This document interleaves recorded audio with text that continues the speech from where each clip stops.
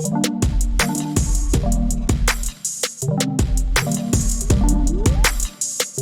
what is up, guys? Nick here, helping you to master your technology. Doing this will destroy your iPhone's battery life. We're going to use the iPhone 14 Pro today, but it doesn't matter if you're using the mini, the 13 Pro, the 13, it doesn't matter.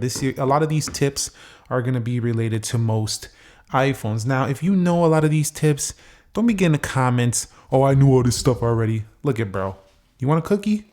Well, guess what? You're not going to get a cookie today because you are hating. So we're going to give this grandma's cookie to someone else, homemade, not for you. Let's go ahead and get into the tips.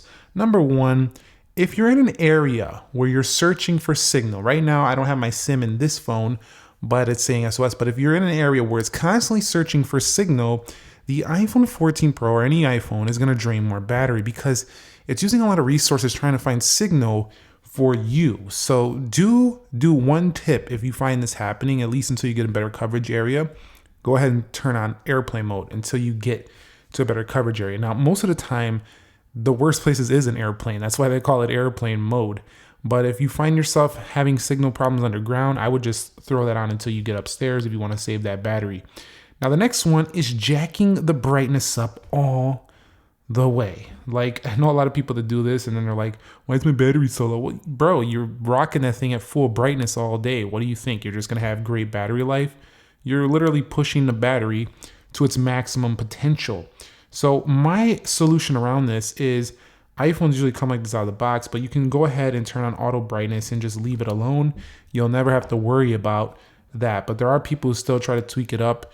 And, if you leave it on auto brightness, it also will hit its highest brightness in sunlight. So you never really have to worry about that either.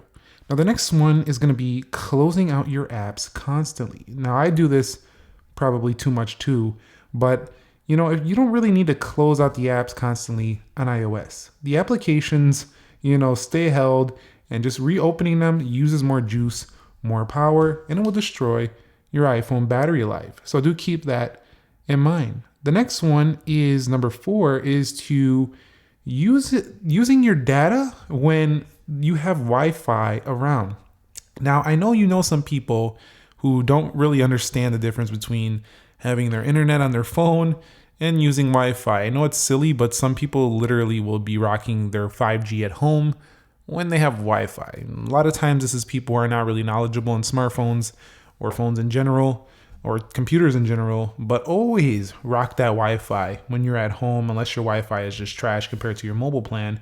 That's understandable, but Wi-Fi will definitely drastically reduce that for you. And number 5, letting your iPhone, go from 100% down to 0 every day, all day. There's people that do this. They will wake up with 100% charge.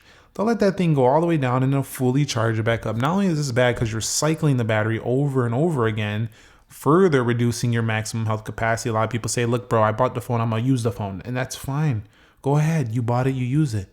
But don't come in the comments saying, hey, man, my battery is horrible.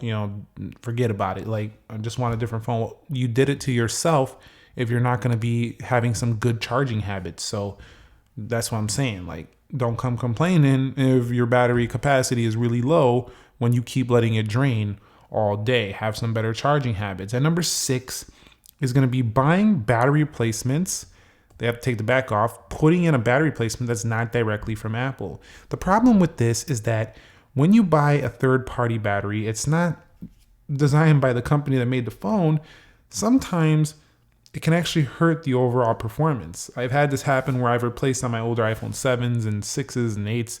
You put these new batteries in, they're not from Apple, and the battery life is horrible. I can watch the percentages just fall off. So there are some reputable reauthorized sellers to sell Apple stuff, and they know how to fix iPhones and stuff like that. Don't get me wrong, I'm not pointing them out. But what I'm saying is that for the most part, if you want to have the same battery life, if your battery capacity has already dropped, just go ahead and get the OEM replacement at Apple. Will be definitely better for you. Number 7 is burning through your charge cycles when you have 100% of your iPhone battery life. So we talked about this a little bit earlier, but just having 100% capacity and then constantly burning through those cycles because it only has so many, in the long term, you're destroying this thing. You know, as you go on, as time goes on, you're going to find that I can't really get through the whole day, which is kind of annoying.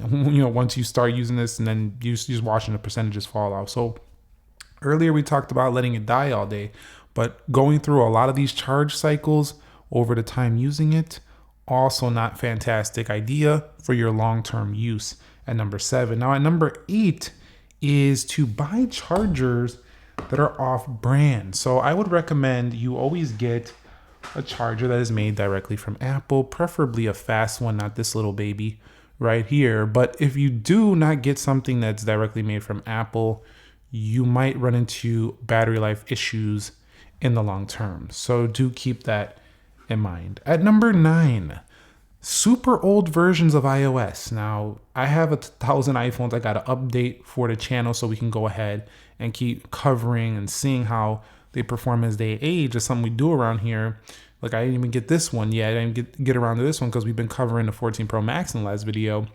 But just keep your OS updated. It's a very big deal for keeping battery life strong throughout the duration. Now, some people will argue, well, some versions really wreck my battery, and I agree with you, they can, some of them, but Apple usually finds out about that and fixes it in the next coming update. Number 10, and this one you don't have to do, but come on, once in a while, go through your applications. If you're not using them, like for example, if I haven't played Subway Surfers in a while, let me get that thing off of there because it's taking up resources that don't need to be there. And honestly, it can hurt the long-term performance if you have these extra games, these extra things that you haven't opened in over 30 days or whatever. Like, why are they still on your phone? So, you know, all those things will just definitely destroy your battery life. Now, if you guys want to see 10 ways that you can absolutely extend your battery life and just absolutely make it amazing, let me know by leaving this video a thumbs up or leaving a comment down below saying, hey, Nick, bro, I need to see, I got it. I know how to not destroy it, but how do I get the best battery life? And if you stuck around this long, you've earned yourself a cookie. Well, I wish I could give it to you. Sorry if I made you hungry. I wish I could give it to you if you were here, but you're not here. So I guess I'm going to have to go eat that cookie now. I'll catch you guys all in the next one. Thank you very much for watching. Nick here. Be sure to be well and peace.